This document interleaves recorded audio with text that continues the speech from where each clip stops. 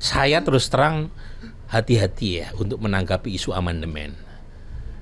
Jadi saya khawatir justru malah jadi kotak Pandora. Keluar semua aspirasi, dugaan saya ya, feeling saya. Saya kira Pak Jokowi di masa pemerintahan Pak Prabowo tidak akan sampai terjatuh. Ada juga mantan presiden yang tingkat kedisukaannya jauh di bawah Pak Jokowi. Saya nggak enak juga nyebutnya.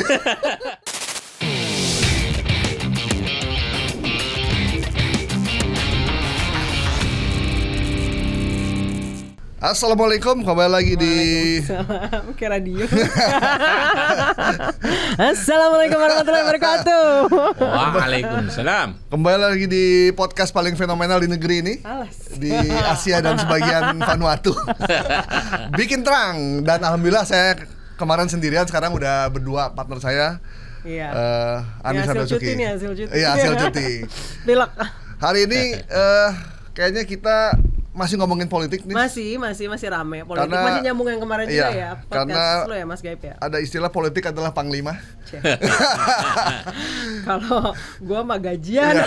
Semua putusan negeri ini ada kaitannya sama politik. Dan Betul, kali ini kita akan ngobrol dengan orang yang agak mumpuni untuk bahas soal politik, walaupun lama tidak kelihatan di TV. Iya. Ya. Kenapa kah? Ya. Tahu-tahu udah guru besar ya. Iya, Prof. Burhanuddin Muhtadi, salah satu pendiri dari Indikator Politik, Iya. dan juga guru besar Di UIN Jakarta. Jakarta. Halo Prof. Halo, apa kabar? Anissa, apa kabar Mas Gaib? Alhamdulillah. Sibuk apa Prof? Sekarang udah jarang kelihatan di TV ya? Iya, kalau hadir secara langsung memang saya membatasi. Tetapi kalau undangannya via Zoom itu saya usahakan untuk hadir. Tapi memang belakangan lebih banyak sibuk di urusan akademik ya. Jadi melakukan riset-riset akademik untuk kepentingan buku, jurnal ya, yang kebetulan cukup menyita waktu karena harus turun langsung mengolah data, what behind the numbers, sesuatu hal yang mungkin kurang menarik ya buat TV atau buat media karena kurang soundbite. Tetapi Kurang awam ya Prof ya? ya, tetapi saya menikmati ya diskusi dengan peer dalam bidang yang sama dengan para ahli, dan itu cukup menyita waktu dan akhirnya saya batasi sedikit ya untuk tidak terlalu masuk atau sering ya hadir di media. Kalau lihat wajahnya Prof. Burhan dari dulu sampai sekarang kan begini-begini aja ya. Iya. Begini aja. Beda dengan politik kita sekarang. Kalau politik itu kan berubahnya bisa terlampau cepat. Iya. Bahkan Yang tadinya mencaci jadi memuji, yang tadinya memuji jadi mencaci. Yang Kadang-kadang tadinya berduet jadi berduel, atau yang berduel jadi berduet. saya suka gatel pengen, kalau anak sekarang mungkin lebih high tech ya, mereka cepat ngedit pengen disatu-satuin, potong-potong satu-satuin gitu. Prof, bandingin tahun ke tahun. Kenapa di kita tidak seperti di negara lain? Ketika dia oposisi, ya dia oposisi tuh, Posisi dari itu. awal sampai akhir. Kenapa di kita begitu oposisi dan ada yang menang langsung semuanya jadi koalisi? Iya. Apa karena kita multi partai itu, Prof? Iya, jadi memang ada desain institusi yang membuat politik kita menjadi sangat cair dan nir ideologis. Nah, multi partai memang menjadi salah satu sebab, tapi bukan satu-satunya penyebab ya mengapa politik kita begitu cair, karena banyak juga sistem multi partai yang sangat ideologis. Tapi dalam konteks di Indonesia, sistem multi partainya itu nir ideologis. Jadi satu partai dengan partai lain itu relatif susah untuk dibedakan satu sama lain. Iya. Jadi yang membuat mereka bersatu membentuk namanya kartel politik itu adalah kepentingan. Jadi kepentingan sesaat, bukan isu ideologis atau programatik. Nah, penyebab utamanya memang kita kehilangan diferensiasi ideologis, terutama pasca Orde Baru ya. Jadi zaman pemilu tahun 55, zaman Soekarno, itu ada banyak pembelahan sosial yang hidup dan direpresentasikan oleh partai-partai. Ya. Entah itu berbasis kelas, entah itu berbasis regionalisme, entah itu berbasis agama, nasionalisme, itu hidup semua. Tapi zaman Orde Baru melalui fusi partai-partai itu hanya satu cleavage, satu pembelahan sosial yang dipersilahkan untuk hidup. Namanya adalah isu agama ya. Jadi partai-partai Islam dikumpulkan menjadi satu namanya P3, sementara partai-partai nasionalis dan Kristen dikumpulkan jadi satu namanya PDI. Nah, ini yang secara tidak langsung membuat pembelahan sosial berbasis agama versus nasionalis itu hidup sampai Soeharto jatuh. Itu udah dimulai sejak Orde Baru. Orde Baru. Sementara cleavage yang lain, Mas, itu diterabas, dihabisin. PKI tidak boleh lagi memakai isu kelas, bahkan partainya dilarang untuk hidup. Ya. Isu regionalisme nggak hidup. Dulu tahun 55 itu isu regionalisme itu luar biasa kuat. Jadi daerah itu penting, tidak hanya Jakarta. Tapi zaman Orde Baru kan sentralisme terpusat. Dan itu yang membuat ketika Orde Baru jatuh, banyak partai yang mencoba menghidupkan pembelahan sosial lama, nggak hidup. Mati semuanya. PRD gagal menghidupkan isu kelas. PPD ingat nggak dulu partai yang ada gambar payungnya itu? Juga nggak hidup. Ya. Dan satu-satunya pembelahan sosial yang masih hidup adalah agama dan nasionalisme. Jadi itu yang kemudian makin lama makin mengecil, diferensiasi antar partai. Partai yang nasionalis juga tidak mau disebut nasionalisme murni, mereka makin agresif merebut segmen pemilih Muslim. Partai Islam pun juga nggak mau disebut sebagai partai Islam, mereka juga mau disebut sebagai partai Islam yang nasionalis. Jadi religius nasionalis atau nasionalis religius. Akhirnya makin kabur, makin tidak jelas jenis kelamin ideologis antar partai, dan yang jelas antar mereka adalah siapa ketua umumnya. Jadi di luar itu nyaris tidak ada, dan karena tidak adanya pembeda secara ideologis dan programatik, akhirnya kalau sudah pemilu, setelah pemilu berakhir, mereka rame-rame masuk dalam kekuasaan. Nanti menjelang pemilu ada perbedaan lagi, tapi perbedaannya berdasarkan pada figur. Jadi ini memang kompleks ya masalahnya ya. Dan menurut saya ini yang membuat pemilu kita, politik kita menjadi sangat cair. Yang jadi, tadi Prof, yang membuat kita menjadi sangat kesulitan untuk mengikuti perubahan. Jadi sangat cepat.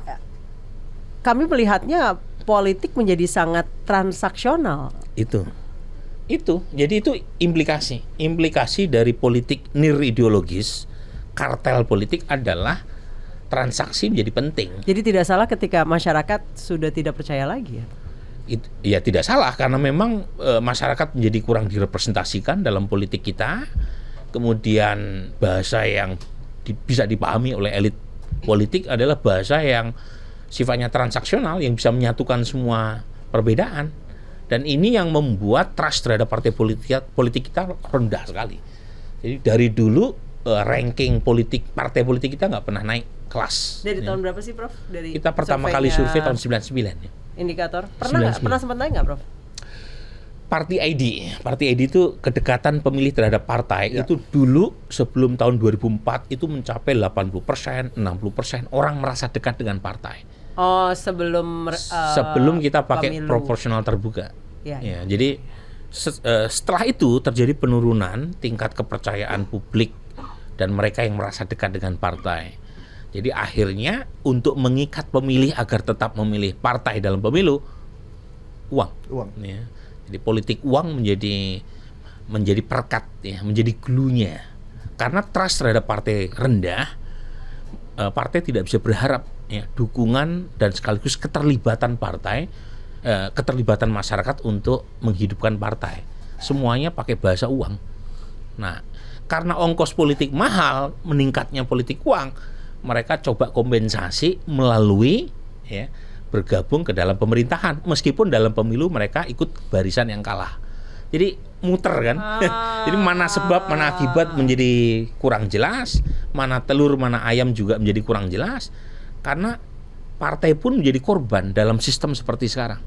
Dan mereka tidak tahu ya dari mana cara untuk memotong lingkaran setan ini. Sebenarnya teman-teman elit parpol ini menyadari nggak situasi yang ini nggak bagus juga buat demokrasi kita dan juga buat pembelajaran buat masyarakat? Menyadari sekali. Jadi sebenarnya kalau saya diundang oleh Balik atau oleh komisi-komisi, terutama komisi 2 ya, berkaitan dengan sistem politik kita, mereka sadar bahwa sekarang ada semacam perangkap setan ya, yang membuat elit politik itu terperangkap, terbelenggu ya dalam lingkaran yang tidak ada kesudahannya ini. Nah, mereka sadar masalahnya adalah penentu kebijakan di masing-masing partai kan umumnya para dewa itu, para pemimpin partai, gitu. Para ketum yang menikmati proses seperti ini. Nah, itu dia Mas Burhan. Kan sekarang the godfathers and the godmothers-nya kan sudah sampun sepuh ya. Sudah pada sampun sepuh ya. Apakah untuk mengubah atau memotong si lingkaran setan itu harus ada reformasi lagi seperti yang terjadi di 98 atau nunggu pergantian kepemimpinan secara total setelah the godfathers and the godmothers ini?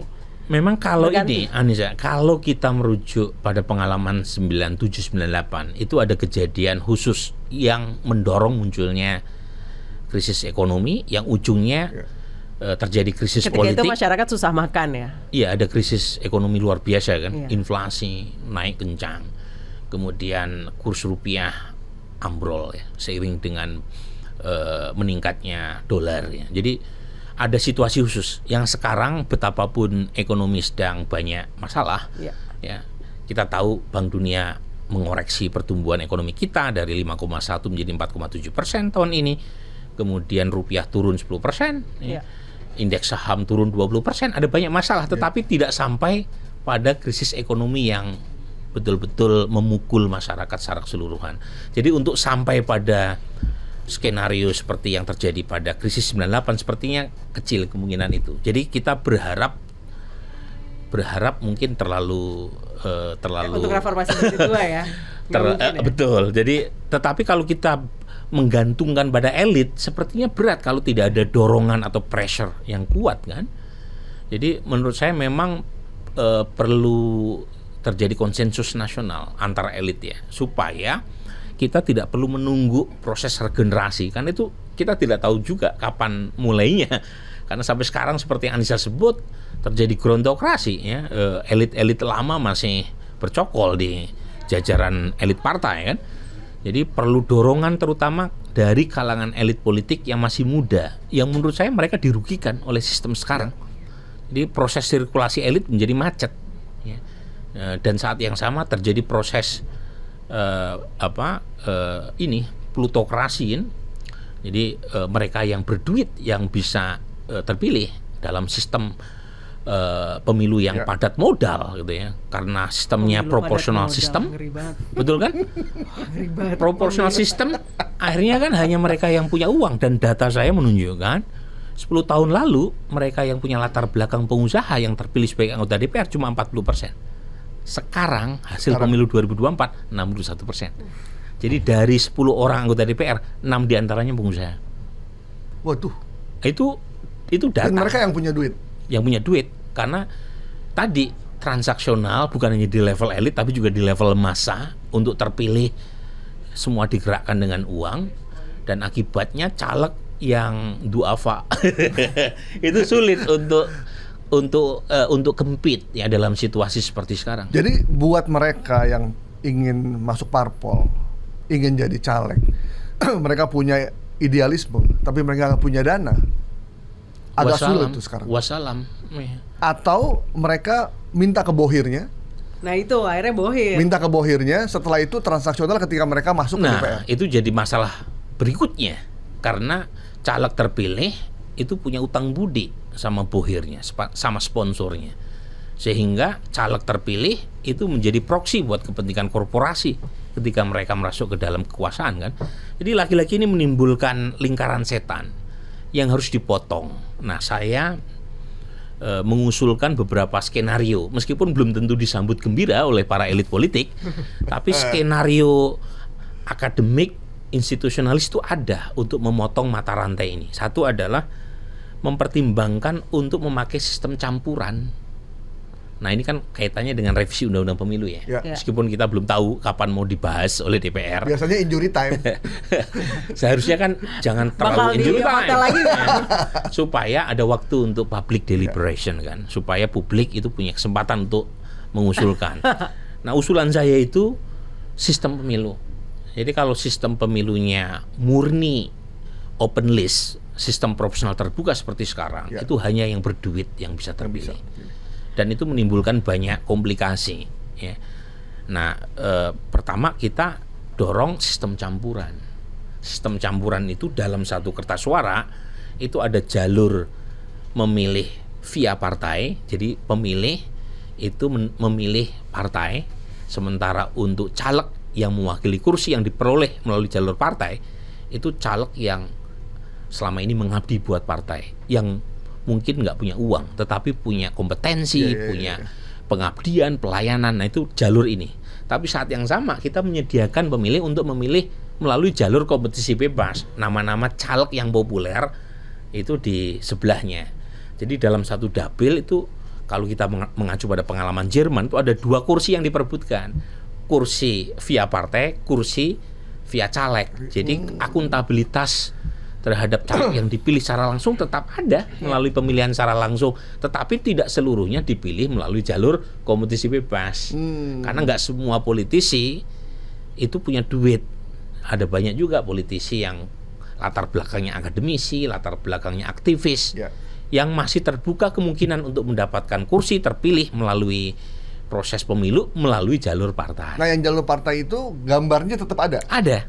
Jadi menarik ini. Jadi kita mencoblos partai seperti proporsional tertutup. Tetapi nama caleg yang akan mewakili kursi yang diperoleh oleh partai itu ditentukan oleh partai. Nah, kita dorong partai memilih jalur partai ini buat caleg-caleg duafa tadi, tetapi kompeten.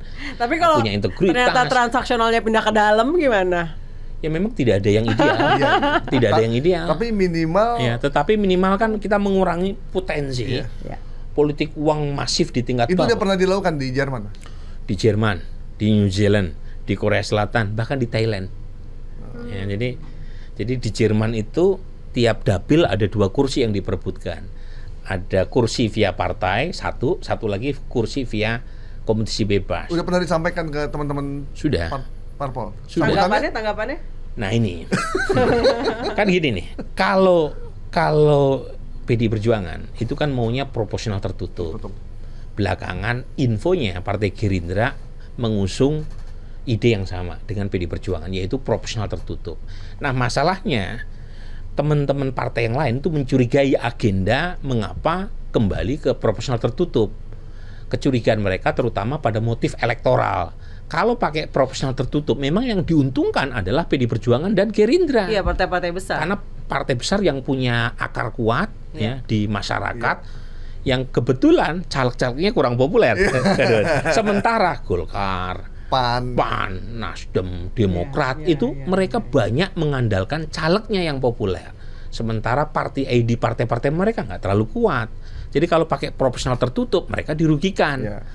Tetapi kalau pakai proporsional terbuka, PDI Perjuangan dengan Gerindra konon tidak setuju. Tapi kan Golkar cukup kuat juga, Mas Burhan. Memang, tetapi belakangan Golkar suaranya itu ditunjang oleh calegnya. Jadi makin sedikit pemilih di Indonesia yang memilih partainya Golkar, tapi lebih banyak yang memilih karena kekuatan termasuk calegnya. ini PAN ya, PAN itu banyak banget tuh. Nasdem, Demokrat itu caleg-calegnya kuat-kuat semua itu.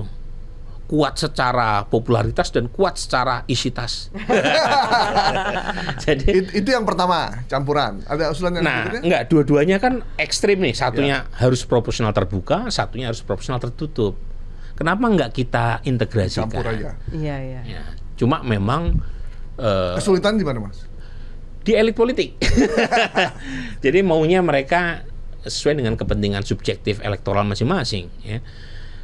Ada kekhawatiran katanya terlalu kompleks model pilihan campuran, sehingga masyarakat khawatir tidak bisa mengikuti. Tapi saya kira itu kekhawatiran yang dibuat-buat.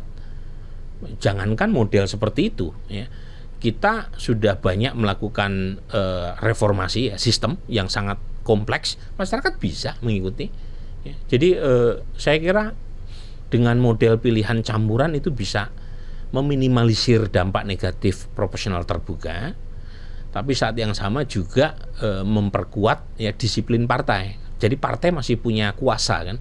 Kalau sekarang kan karena caleg terpilih secara langsung, kohesi antar partai melemah.